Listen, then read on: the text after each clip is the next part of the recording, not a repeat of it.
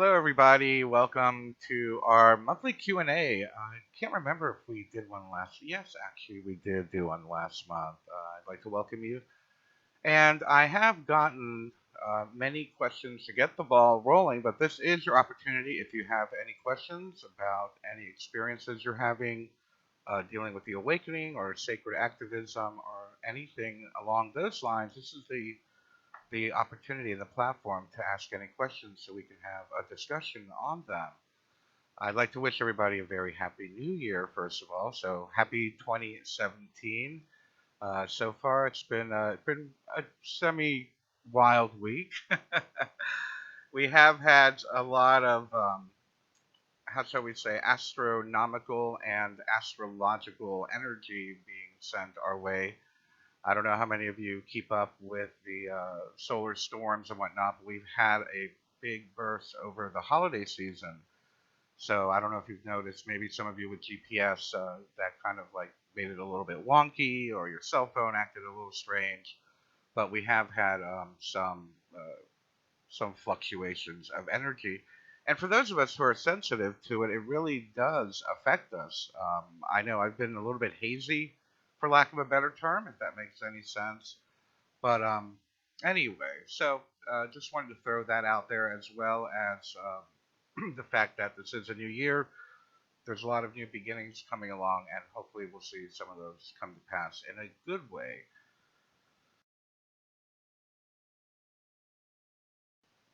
Excuse me about that. So, anyway, so hi everybody. I'm going to take a peek here and say hello to who's here. Hi, Maya Rowe. Hi, Maria. So glad to see you guys here. How are you? I've got some questions to get started with. So, I promised somebody that I would answer this question first. So, I'm going to jump right in and go ahead and answer this one question that was sent to me prior to today's broadcast. Anyway, I forgot who this was from, but it says, Bernard, would you give us some info about these frequency sounding noises inside my head? Lately, instead of it being a slight change when the sound changes, it's like an octave change, very noticeable. I'm not crazy, I know you know that. I just need some info on it. Um, well, for me, many of us are going through these awakening symptoms. And for lack of a better term, it is an awakening symptom, and some people might feel it more profound than others. Like I said, there has been a lot of solar activity and some flares and energy, EMF pulses, I didn't, electromagnetic field pulses being sent toward the Earth. So those of us that are a little sensitive might be feeling that. I know I myself also feel hear ringing sometimes. I feel the same thing. I don't know if it's a drastic octave change, but I do sense that the sound changes profoundly throughout the day sometimes. Again, this is a very individual thing. Some people might be feeling it more profound than others. Uh, Quite honestly, beside the scientific aspect of what might be going on around us, could it be Wi-Fi waves or microwaves? Do you have an alarm system in your house? Are there any electromagnetic fields within your home that might be creating these fluctuations of frequency within you? So beyond the scientific, let me just say metaphysically speaking, I have found that these are usually moments where I'm getting a download, and I hate to sound cliche, but that's the best word I can think of, is some type of download. It's almost as if my body is adjusting its own personal frequency in order to receive some type of higher self transmission or transmission from my guides or whatnot. So that's the best answer I can give. Again, this is very individual. Whatever other people are feeling, they might be getting different results. It may just be a simple symptom again of your body aligning its frequency. But for me, it usually is that, and I use this a lot, the tuning of the radio. It's kind of like the body is tuning in to be better connected with source, with your higher self, and kind of align us with the energy that's around us. And if anything, if it's not uncomfortable, I would say go with it. And beyond that, I would highly suggest that you go into a meditative state shortly after that experience and ask yourself, your higher self, your intuitive self, what does it mean? And I feel you'll probably get a clearer answer going within to figure out what's going on.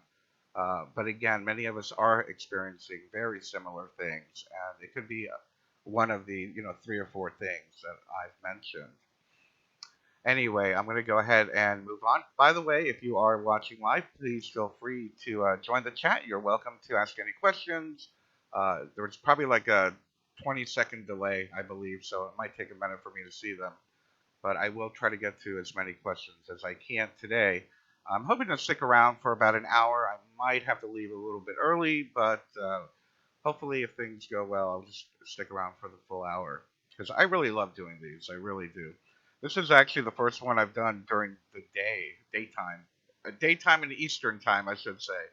I'm in the Eastern U.S., so this is the time zone that I'm in. But usually we do these in the evening, and it's such a beautiful day here. We just had a new blanket of snow, about 3 or 4 inches, and the sun is shining. It's very cold, but it is beautiful, and I just like this idea of being here on a Saturday afternoon and being able to hang out with you guys. So this is a great question, actually. Could you please share with me what practice or practices were you involved in prior to your awakening? Of course, I want to go deeper into what is the awakening. When I hear that, I want to make sure we're all on the same page when I talk about that. Let's say that before the awakening, I've had two awakenings, if that's what we want to call it. Um, I had my spiritual awakening back in 1992 when I saw through the quote unquote illusion of ego. That's when I met my guides and began a relationship with the quote unquote emissaries of light that helped me write my book. But then again, back in 2004, 2005, I had my geopolitical awakening where it all kind of made sense. I began to see through the illusionary matrix that we've created as a society, and I saw through the political system, the money system. So it's fair to say I had two awakenings. So prior to my first awakening, I was very much involved in shamanism, modern paganism, Native American practices, earth spirit religions, for lack of a better term. And my practices basically centered around altering my state of consciousness through meditation, through ritual, through dance, and by other means. One of the things that I was taught was that a proficient shaman, because that was the path I was on at the time, a proficient shaman has the ability to alter their state of consciousness at will. And beyond that, the goal is to have one foot on every dimensional awareness. And what I mean by that is physical awareness, emotional awareness, and spiritual and or astral realm awareness. So to have an anchor, or be anchored in all three or four levels at one time. So those were the practices that I was doing prior to my big aha, moment in 1992. Moving forward up to 2004, 2005, when I had my geopolitical awakening, for lack of a better term, I was very much involved, and actually I had backed off a little bit of my neo-pagan practices, neo-pagan ritual. And what I mean by that, not to go too deep into it, is I align with the cycles of the moon, I align with the cycles of the seasons, and for me that helped me connect with the universal cycles of life and making me feel more connected with the universe as a whole. But I had backed off a little bit. I had literally kind of lost my faith, if that makes any sense. And it was, I guess, at that point of feeling a little bit lost, feeling a little bit, floating in the wind type thing, that I had my geopolitical awakening. And it was when that happened that I had the pull to go back to the work that I was doing. And as a matter of fact, because of all the conspiracies around the Illuminati and the conspiracies of, trying to keep information away from the masses, that I became so public and I became so open about my spiritual practices because I do believe that metaphysical, occult, whatever you want to call it, ancient, pagan, mystical school, mystery school practices were being hidden from the general public, and I do believe that it helps us to achieve the infinite possibilities and the energetic awareness of who and what we truly are. So that is where I became more public and started, coming on YouTube, doing the radio show, and writing my book and whatnot. So to answer the question, my practice, well, currently, and actually back then, my practices are centered around acknowledging universal cycles, whether they be lunar or solar, as well as meditation, contemplation, learning to alter my state of consciousness. And to this day, I'm still doing those and still learning. I mean, we're all constantly learning. I always say the moment that you stop learning, you stop growing. We are always students, and we have to figure out what works for us, what practice works for you. Some I know people that work strictly through their diet. Their diet is their practice. Exercise is their practice. Energy work is their practice. So, what works for you? What helps you to expand your awareness? What helps you to align with your higher self is the key. That is the key. Find out what practices work for you. Try them all until one fits. And I will say this is that there comes a point sometimes when the practice is no longer suited for you. So you might decide to move on to something else. There are times where, I'm not big into meditation. I might be more into contemplation or learning how to do astral projection or out of body experiences might be something that I find more useful for my own personal practice. So give yourself a break. If something's not working, it's okay. Let it go. Move on to the next thing and see what fits for you right now. And remember, you're always growing. Everything's fluid. Nothing is permanent. So your practices may change as you grow.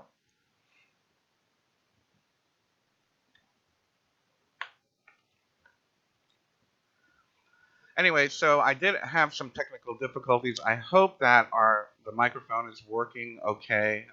If you guys can't hear me, please let me know. I will do my best to change that. But we had some issues last month, and I hope I resolve them. I had a, Bluetooth speaker or something hang around and pulling the energy out of the microphone. So anyway, this is another very, very good question that I received, and this has really hit home for me because I'm seeing this. And well, let me tell you about the question first. The question is, I've been, I have been on this path for a long time now, and nothing seems to be working or isn't working anymore. Why do I feel so negative? Why do I feel like I'm slipping backwards? That's a very good question. We all have those moments. Thank you for noticing the mic. I appreciate that. We all have these moments where we are. I mean, a good example. I have been doing this work now for. I don't want to give away my age. Actually, I'm proud of my age. I've been doing this work for about almost 30 years now. And there are times when life just sucks. I'm sorry. That's part of my language and my bluntness, but sometimes life is going to throw you a curveball and you're going to be miserable and you're going to be depressed and even though you're doing everything you're supposed to be doing, you're eating right, you're exercising, you're meditating, you're being an activist, you're doing what you can to make the world a better place. You could write off the sacred activist checklist, so to speak, or the Lightworker checklist, and things might still be crappy in your life. And That's just life.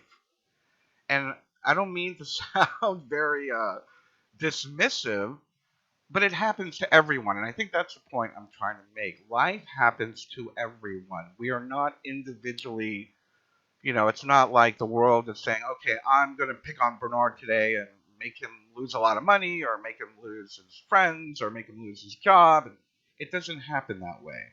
Uh, are we responsible for that? Well, that's a very yes and no answer. Are we responsible for our fate? Are we responsible for our karma? The answer is yes. I do believe that. I do believe we've created our experiences in one form or another. I myself just went through a very uncomfortable situation over the holidays, but within a couple hours, I realized, okay, well, if you don't like this, who's responsible? Are you responsible for sitting in it and being a victim and screaming, poor me, poor me, poor me?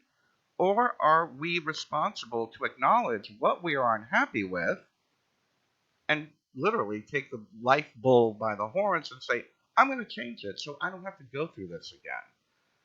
And I feel that sometimes these negative events that come back to the most perfect light worker, to the most perfect, metaphysician, sacred activist, whatever terminology we want to use, that sometimes these old things come back up because we need to be reminded of the power that we have. We need to be reminded that we do know how to meditate, that we do know what's best for us, that we do know what a 5D awareness feels like. We know better. And when we aren't knowing better, for lack of a better term, when we're not living in accordance with that which we know, life is going to kick us in the butt and say, hey, you know better than this. You know better than this. So it's kind of a self fulfilling prophecy of a lesson that we need to remember that we already have the answer to. So for those of you that, have been doing this for years, know the work, have the tools. When life kicks you in the butt, that's the time to go into your tool bag. That's the time to pray. I mean, I pray. I know that's a very bad word to some people. When I get down in the dumps, I pray. I ask for outside assistance, whether I'm praying to my higher self, whether I'm praying to God, Goddess, Source, Buddha, whoever it is.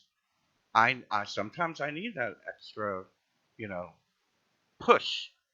Some people pray, some people meditate, some people go to a psychologist, whatever it is, but you have to take action. You have to take action. You know what you need to do. Life is going to kick you in the butt. Go in your tool bag and use the tools. Use the tools.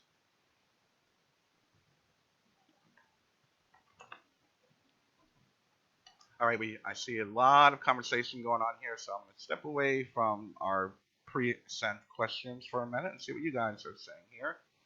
By the way, hello, Diamonique. Hello, Ed.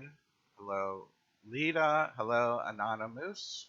I like that. A nano mouse. I like that. Let's see what you guys are saying here.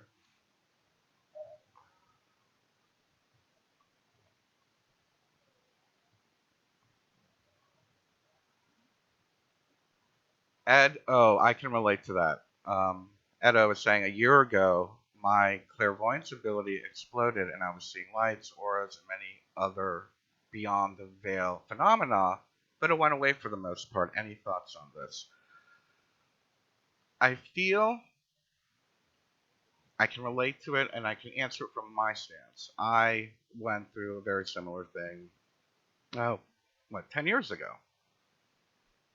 I used to have my guides literally come to me in my dreams and take me on journeys, and I had these amazing like downloads, for lack of a better term, and there was this great constant communication through the veil. And for a while there, I don't know if you guys remember or how long you've been following my work, but for a while there, I was actually channeling them and letting my guides speak through me. And there was a part of me that didn't like it. I was like, I don't like letting something else have control of me, and I would every time I got into trance, I would fight it, and I'd be like, I want to snap out of this. I don't like it. And it wasn't that I didn't like the energy. It wasn't that I didn't like the information that was coming through. Maybe it was my ego saying, I need to be in control. And probably that's what it was. Um, but as far as like everything else, being extremely intuitive, being extremely empathic, I was so empathic, I was so intuitive that it made my life miserable. So I had to learn how to disconnect from those abilities a little bit, a little bit. I mean, I can call them up again if I'm doing a reading or if I'm having a session with somebody or if I'm doing one of these broadcasts or a radio show, I can reconnect with that energy again. But in my day to day life, I felt out of control when it was happening spontaneously. So I started, as a matter of fact, one of my most famous videos on YouTube is how to create a psychic shield.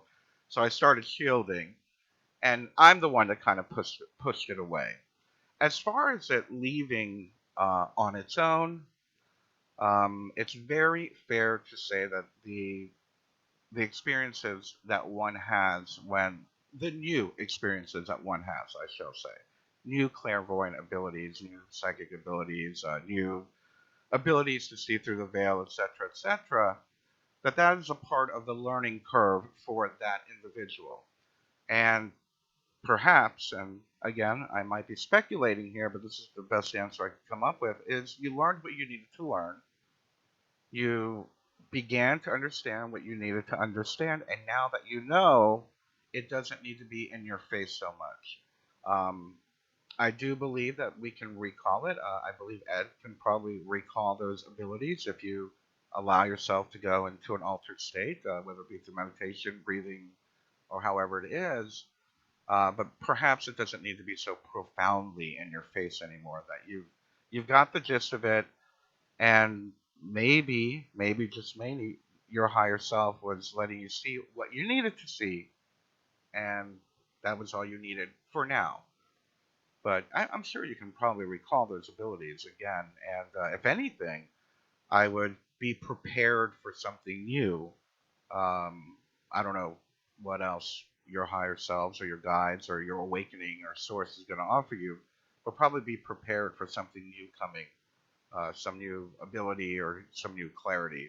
Because 9 times out of 10, when one ability kind of gets dampened, another one gets more profound. A good example, like people that lose their vision can hear better. The same thing happens with these abilities as we awaken. Sometimes you're more intuitive, sometimes you're more empathic, sometimes you're have an easier time to leave your body, remote view, whatever. But it all balances out.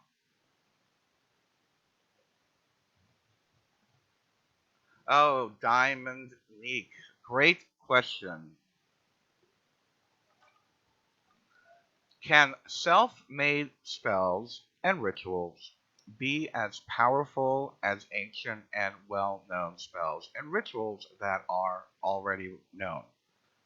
I love this question because I'm very, very much a person that believes that that type of work, spells and rituals, need to be personalized. I believe they're much more powerful. Now, do we need to learn all that ancient stuff? Do we need to learn the how to's and build a foundation? Absolutely. I do believe learn all the ancient stuff, understand how the ancients used it, how did it work, and know what the foundation of it all is. But I also believe that in the end, it is important for us to be able to um, create our own. It looks like my camera froze here for a second. Let me do something here. Oh, we're back. Okay, sorry. It looks like I froze for a few seconds there. So my answer is Diamond Nate, that self-created spells and rituals are much more powerful.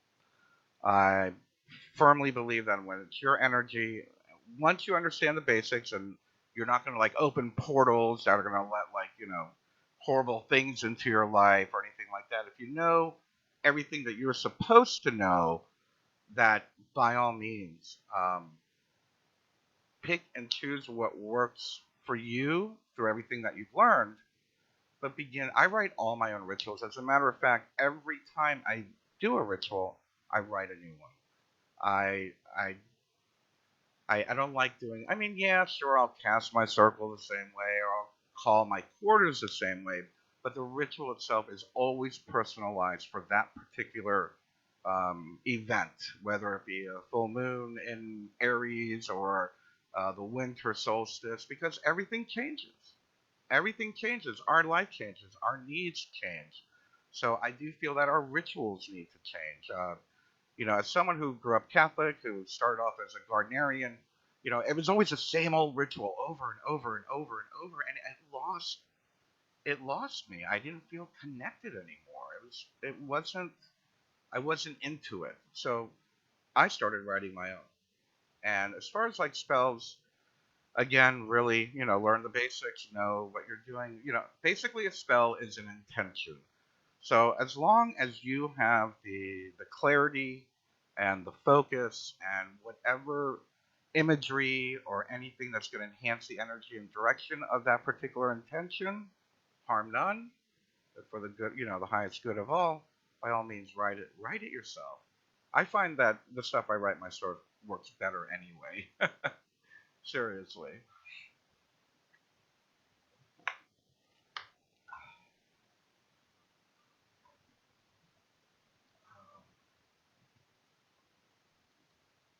Trying to catch up here. You guys are putting in a lot of stuff. I'm trying to get as many as possible. I'm trying to go in order. Okay. Lita Dungan, there have been astronomical events. As a matter of fact, I just had Africa North on the radio show a couple days ago. She covered a lot of stuff, but there is something happening. I think something just happened, and it's like a trine square thing. I'm not an astrologist, so I can't remember the verbiage too well, but I would highly recommend go back into my archives here on this channel. It's just the last video I posted actually yesterday. She covers everything that's happened in December, January, and what's going through this year, what's going to be happening this year. I do know there's a big event coming, I think like the 16th or 17th, having to do with Jupiter, maybe. Um, but yeah, she's really good at that, and she would be the one to ask. But check out the show I did with her because she covered all of this. And what I do know is, well, we've had Mercury in retrograde, and actually it just started moving direct, so we're still feeling the shadow effect of it. But I know over the last 2 days, Mercury did start going direct, so that might have something to do with that.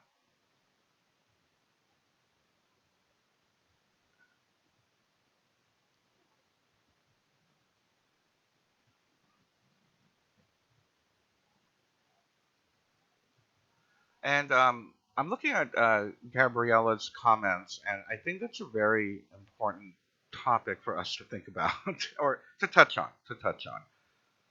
I'm working with a new apprentice actually, and one of the issues that this individual is having is that whole PTSD from the awakening process.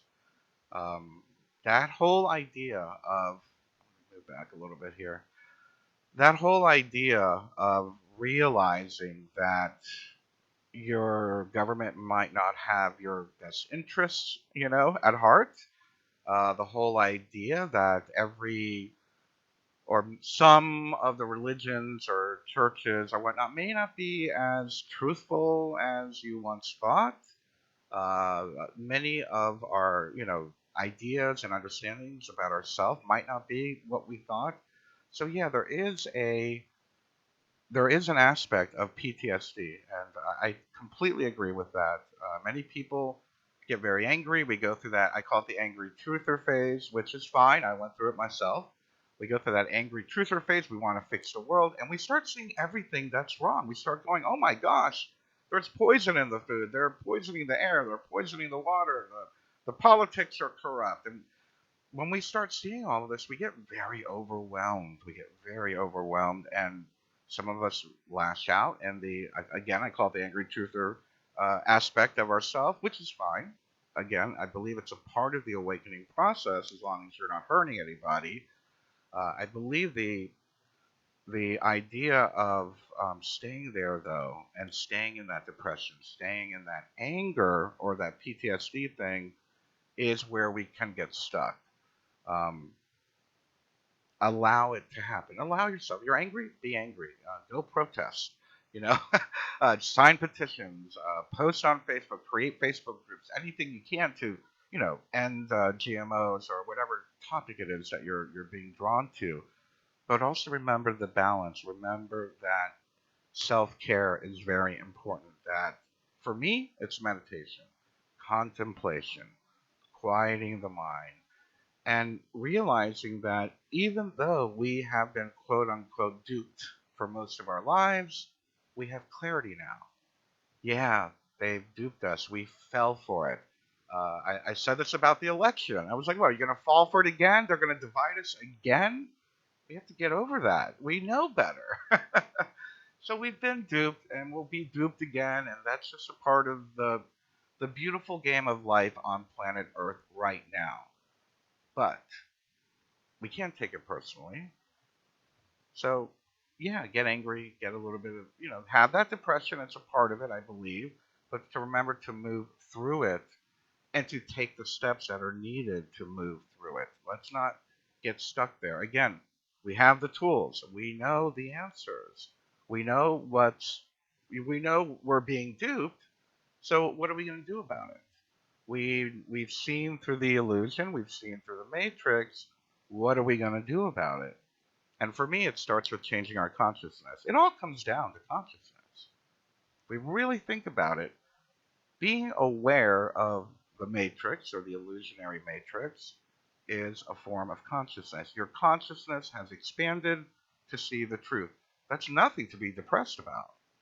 When we're getting depressed and we get that PTSD aspect, that's the ego saying, "Oh my God, you wronged me. How dare you? You've been lying to me all my life. How dare you?" And so that's more of an ego reaction. But on the other end of it, it's consciousness expanding. And that's a good thing. So I try to look at it from that aspect. Our consciousness is expanding globally, societally. Is that a word? Societally? I just made it up. Anyway, I hope that I wanted to touch on that because I think that's really important.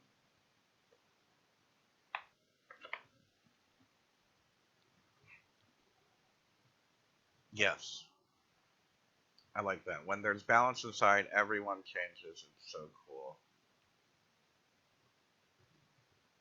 Okay, Naji is asking, can I elaborate more on what I mean by guide?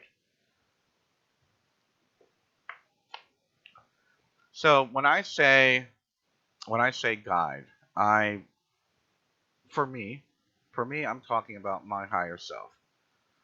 When I say higher self, I'm talking about the part of my consciousness that is connected with Source, God, Goddess, whatever you know synonym you want to use. So for me, that's my guide. I'm connecting with my intuition. I'm connecting with the God within me. For other people, I mean, I've heard people who have extraterrestrial guides or angelic guides, archangels. I've had people say that their mother who's passed on, an ancestor that has passed on, is a guide that communicates with them. So I guess to wrap it up, a definition of a guide is a non-physical intelligence that is working with you for your best interest, for the highest good of all beings, including yourself. And yeah, that kind of sums it up. Hi, Triva. I'm so glad you're here. Yay!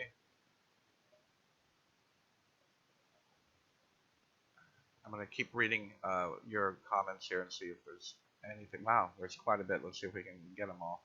Um, the deeper you go into spirit, mind.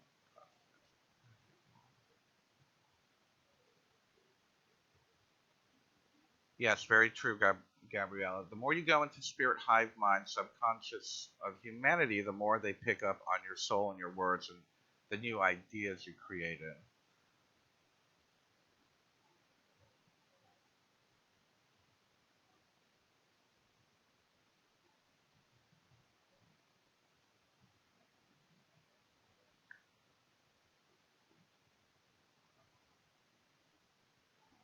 Trying to catch up here, guys. Give me just a moment.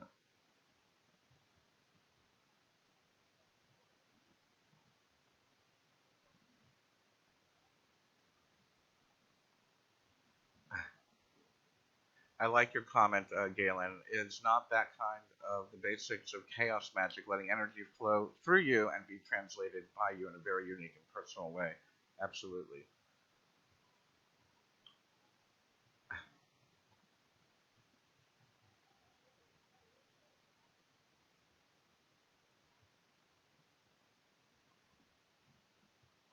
I'm going to I'm going to keep reading your comments, guys. By the way, and it's so great to see so many of you.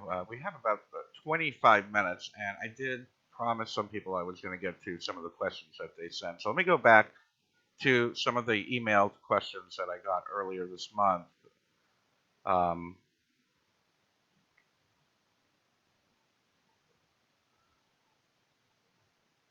Actually, this is a very good one. And I think we spoke a little bit on this, but um, negativity is invading me.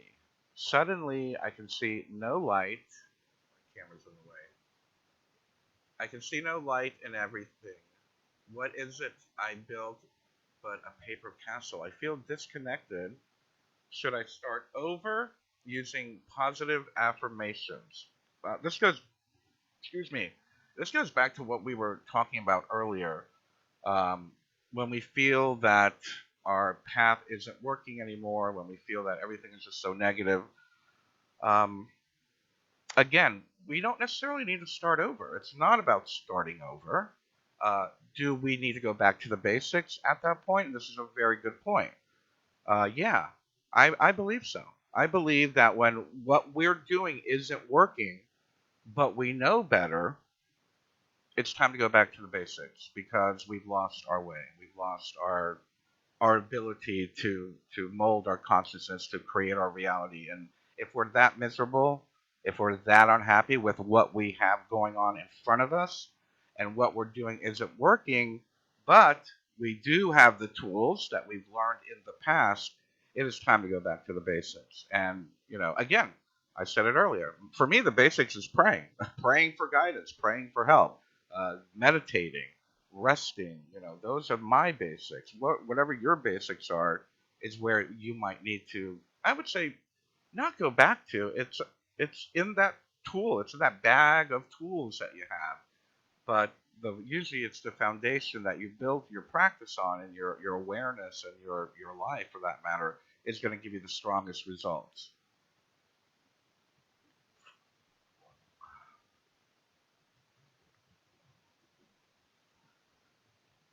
So funny. I'm like, my mouth is so dry because we have, like, it's the heat is on and the radiators are on and it's so dry everywhere.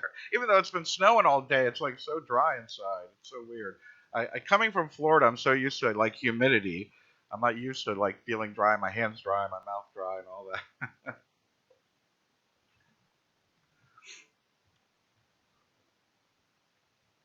This is a really good question, and well, this person writes, I cannot seem to find, know, or perceive the self or awareness.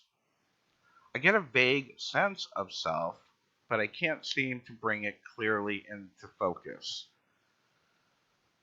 I'm not sure what the question is, or I guess it would be, what do I do?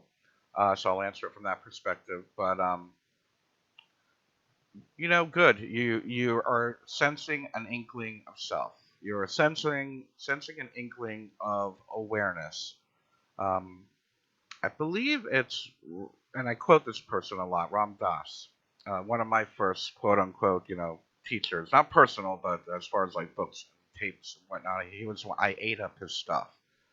If you guys don't know who he is, check him out. Ram Dass. He's contemporary of Timothy Leary and Terrence McKenna. But I believe he's still alive, actually, too. But he spoke about going back to awareness and awareness of self.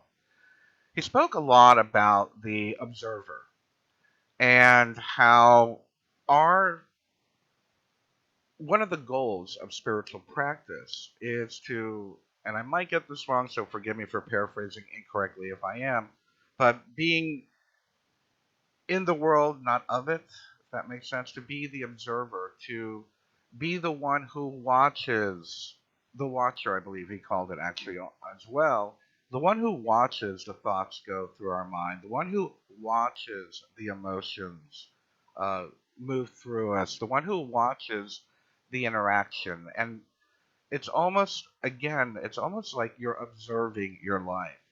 Um, I believe that is where the awareness is. I believe that is kind of what I define as the higher self.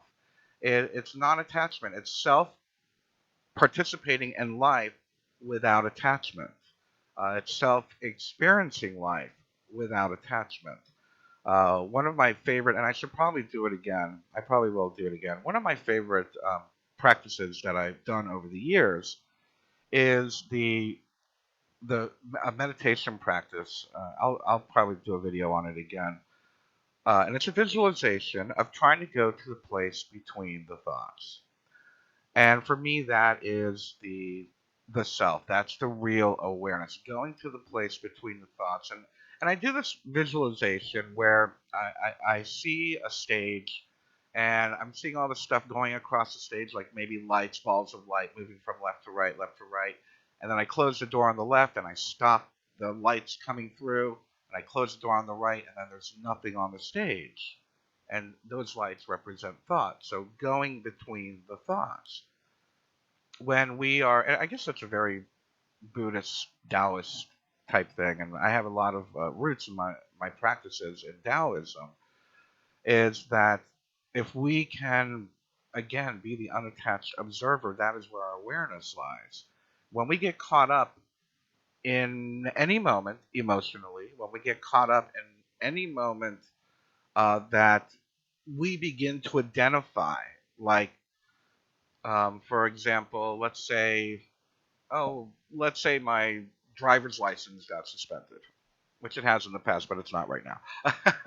Let's say my driver's license got suspended, and I take it very personally, and I'm identifying, oh my gosh, my driver's license is suspended, and I'm identifying as the suspended driver's license, and it's affecting my thoughts, it's affecting my emotion. We're losing our identity there. We're losing our awareness. Instead of becoming one with our awareness, we're becoming one with the experience. Experience comes and goes. Experience is like a wave. It's a wave growing.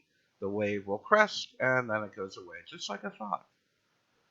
So these experiences that we begin to identify with take us further away from our awareness, take us further away from our higher self, from our intuition. It's important that we realize that thoughts come and go. Experiences come and go. The only thing that's permanent is impermanence. Everything changes. Our mind, our thoughts. How many times throughout the day does your mood change? People talk about mood swings. I don't think it's a bad thing. I think it's acknowledging that your mood changes throughout the day. The key is to be the awareness and not the experience. Be aware of the experience, but not identify with the experience. The key is to know that we are changing. The key is to know that there will be another thought, another mood. Nothing is permanent. And I believe that's where we actually find our awareness, our clarity, and quite honestly, our true identity, if that's what you want to call it.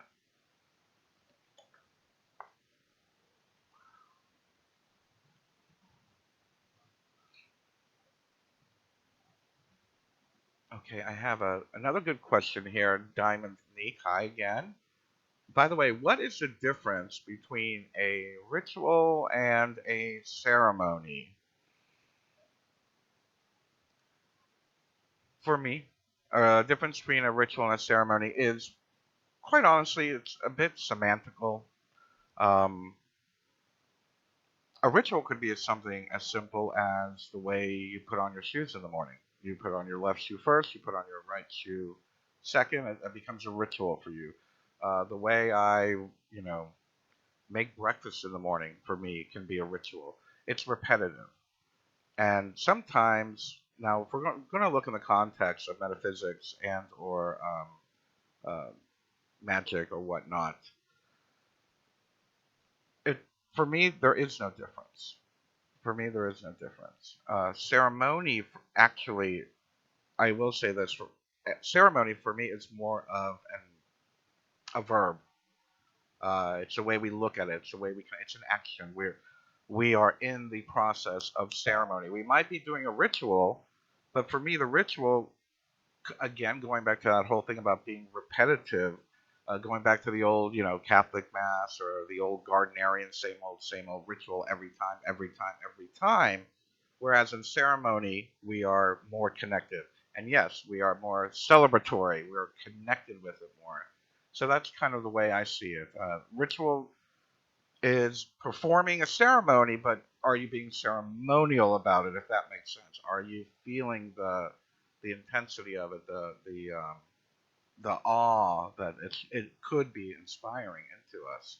But I don't feel it's that much of a difference. It's just a matter of the way our minds approach it, or the way that we are there, whether we're there mentally, spiritually, or are we just going through the motions. So, yeah, I guess ritual would be just going through the motions, whereas ceremony is more of a interactive being there. And a celebration. I like that, Gabriella. Thank you.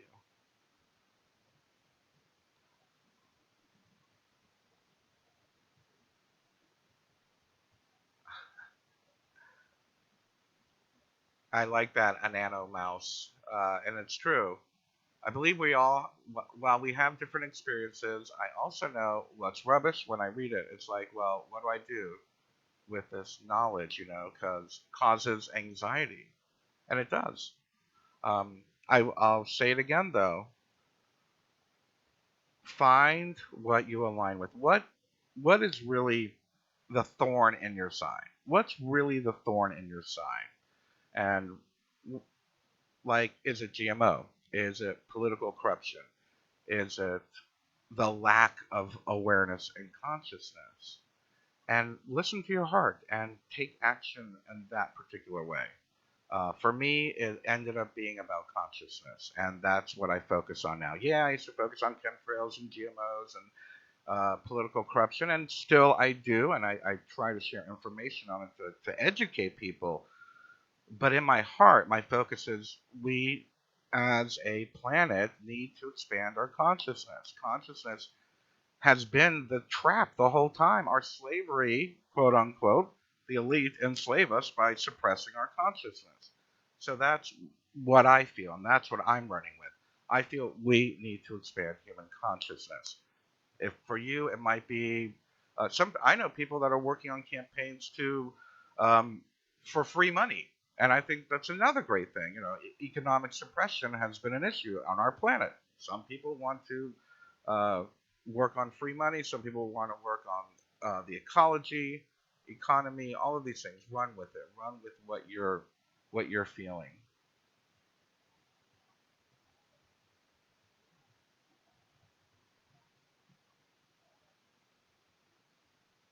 Just catching up on some of your comments here. You're welcome, and thank you, everybody.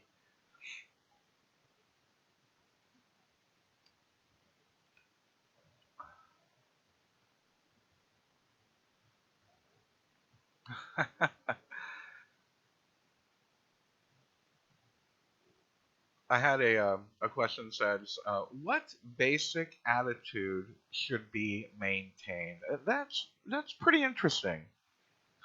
What basic attitude should be maintained? First of all, I don't like the word maintain. I don't try to maintain anything. Um, I kind of like, and if we're going to talk about, a stasis, so to speak, a place of our consciousness where we can remain and stay grounded and centered within that. I kind of like what Abraham Hicks says. You know, I'm sure some of you have watched some of her videos. She talks about the vortex and being in the vortex. And for me, being in the vortex is being aligned with my higher self. And while I'm taking action, I'm still connected into my intuition, and I just go with the flow, even though I don't want to say I'm forcing the flow to go a certain way or guiding it, but I'm kind of riding the wave, but I'm picking the wave I want to ride. Does that make sense? We have energetic energetic forms that we create throughout our life constantly with all of our thoughts, with all of our actions, with all the events that are going on around us. There are energetic waves and possible outcomes happening all around us all the time. And for me, it's about connecting with my higher self and choosing which one of those waves I'm going to ride. What experience does my being need to experience? So, if I were to say what general attitude should we be maintaining, it should be one of, well, I don't want to be cliche, but it's that of a child having the excitement, the letting life surprise us. The okay, what am I going to do next? You know, what can happen next? If I do this, if I go in this direction, what's going to happen? Maybe the attitude is that of infinite possibility and allowing that infinite possibility to be a part of our reality. That we're not stuck, that we're not a victim, and that's a whole nother show. Not being a victim. There's the idea. There's the attitude that we are empowered, that we have choices every single day. And you know, it's funny because people say, and I go through it too. I get in my bad moods probably several times a day, and I'll whimper and cry and whatnot. But I choose not to stay in that. I choose to let that go away. We have to allow these, you know, we talk about monkey mind, we talk about um, the chatter in our mind, but that's just it. Knowing it's just chatter. It's just chatter. It's not. It's not who we are, but it becomes our life. If we take that chatter very seriously, it becomes our life. Somebody said one of the questions was, you know, should I start using positive affirmations? You know what? If your chatter is negative all the time, if your chatter is, my life sucks, I'm so alone, I'm so depressed, I'm so miserable, then yeah, maybe it's time to start using positive affirmations. Fake it till you make it. Make those thoughts change the stream of consciousness. Turn that chatter into something positive. I am great. I am beautiful. I am where I need to be. I am loved. I have friends. I have prosperity. I have my health. Change the chatter. Don't let become a victim of your own chatter. When we become a victim of our own chatter, our life becomes that negative chatter. So yes, the attitude that needs to be sustained is infinite possibility, empowerment, knowing that we're the ones running the film. What film do you want to run? Do you want to run the film where you know your life is miserable, that you don't have anything? That's going to be your choice, and eventually people are going to say, you know what, that person is choosing to be miserable. I don't need to be around that. That's what I do, and I'm sure we've all gone through that. When we play the victim over and over and over again, people aren't we're not going to have the ability to make those energetic connections that we need to. We're cutting ourselves off. We're cutting ourselves off from the flow of source, from the flow of our higher self. So be the one who creates the positive chatter. If you need to, yeah, go ahead. Use those positive affirmations, but maintain that place of empowerment. Maintain that attitude of a child that anything is possible. And pick the wave you want to ride. What wave am I going to ride today? Today, I'm going to ride the wave of it's beautiful outside, it's snowy, and I'm probably going to go out and have some fun. Hope that made sense. Anyway, we're running out of time, guys. That went by really quick. Thank you. But I will say this.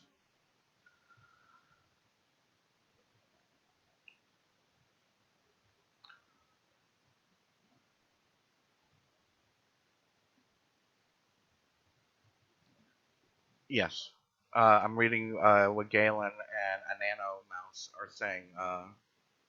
Realization of infinite possibility that exists at all times. It's a great attitude to have and to keep. Our world right now is going through a lot of turmoil. We came out of a crappy 2016. We are going to continue to be bombarded with chaos in the media, on Facebook, um, everywhere. We got this. I don't even know what word to use, but we're having the U.S. presidential election. That's going to cause a lot of division among people. We got so much going on. Remember, you're in charge of your consciousness. Remember that. Don't let the outside reflect what's going on inside. If anything, use the inside to create a better outside. Use your thoughts, use your emotion to generate peace in your own life. And don't take anything that's happening around the world right now too personally. Do we want to change inequality and injustice? Of course we do. I'm not saying to give up, but I'm just saying you don't need to be unhappy while you're changing yourself and changing the world to be a better place. So keep up the good work. Thank you, everyone. I love you guys so much. It's always so good to talk to you. I really enjoy this. Um, anyway, I'll be back next month. We'll do this again, probably the second week of February. And that's it. I always have a good time. Thank you, everybody. I love you very, very much. Have a great weekend. It's a weekend. Go enjoy yourself. Go make some memories. And be open to all those infinite possibilities you have waiting for you. I love you. See ya.